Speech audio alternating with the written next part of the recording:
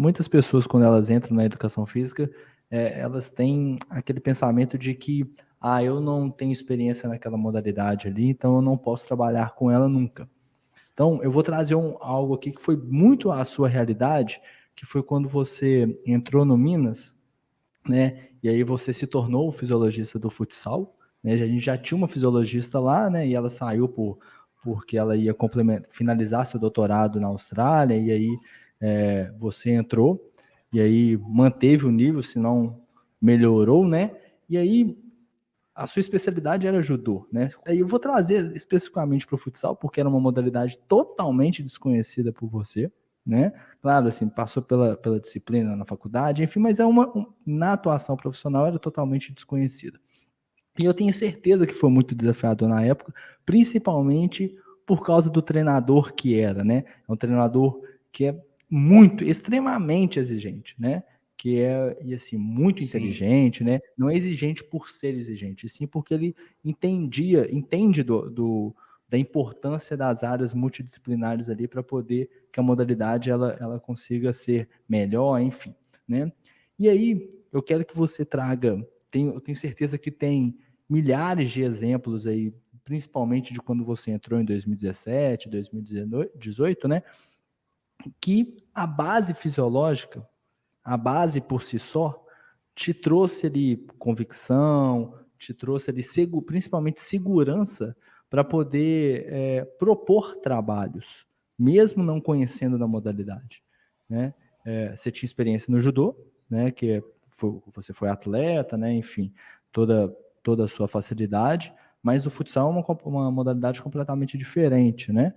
E aí, resumindo, o que você conseguiu implementar lá nessa época, né? E o que a base fisiológica, que a fisiologia ali te proporcionou e te deu um pouco de segurança de trabalhar ali, principalmente lá em 2017, 2018, né? Hoje você já tem uma experiência, você já conhece da modalidade. Top, top. Olha só, foi uma experiência bem desafiadora, né? Porque eu precisava entender um contexto de esporte completamente diferente daquilo que eu vivi na pele, né? Só que é possível. Foi para mim mesmo mostrar que, assim, é possível você não ter experiência como atleta em uma determinada modalidade e conseguir trabalhar no alto rendimento naquela modalidade. É completamente possível. Hoje a gente tem o exemplo do Gustavo lá no departamento, que é fisiologista de basquete e vôlei, e ele não foi atleta nem de basquete nem de vôlei. É possível fazer um bom trabalho em situações como essa. Então, no futsal foi uma história semelhante. E aí, o que eu percebi? Nas primeiras semanas, eu comecei a observar os treinos, né? Então, já existia um processo de controle de carga que era executado, baseado em variáveis de percepção, percepção de esforço, percepção de recuperação.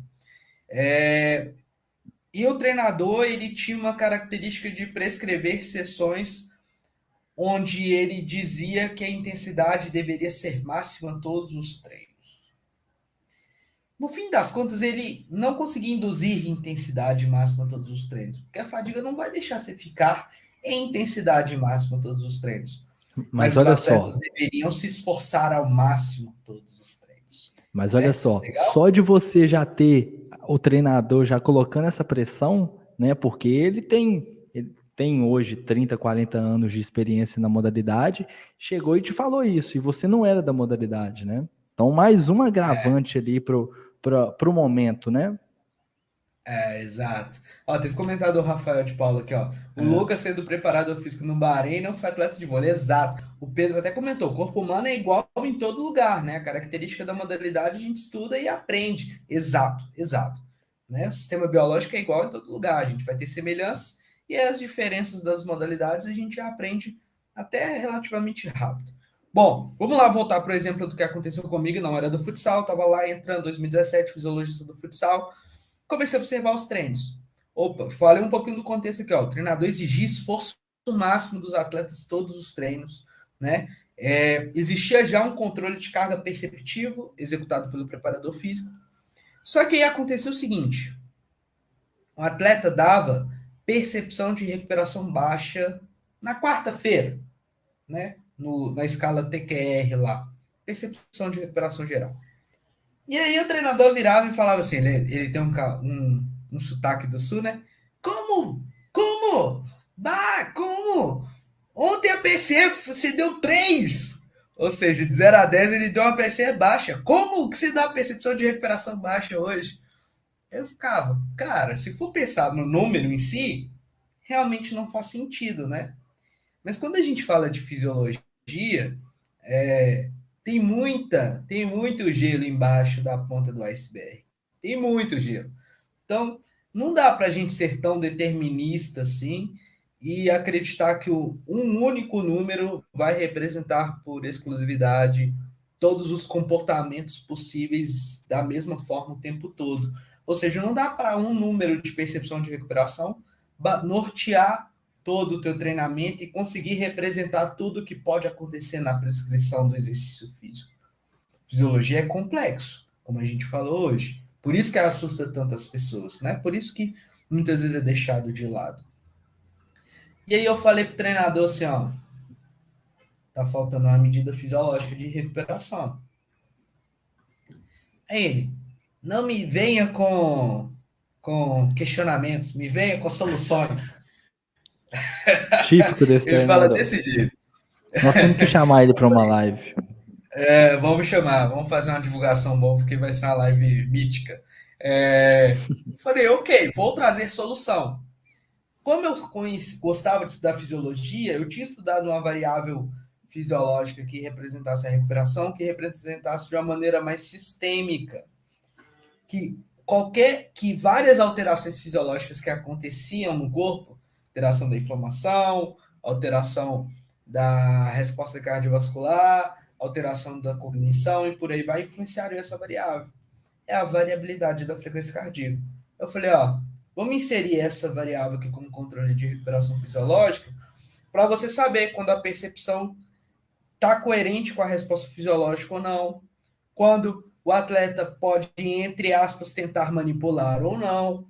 E aí, o que aconteceu foi o seguinte, ele percebeu que o fato dele exigir esforço máximo todos os treinos, né? E aqui a gente fez uma diferenciação entre intensidade e esforço, né?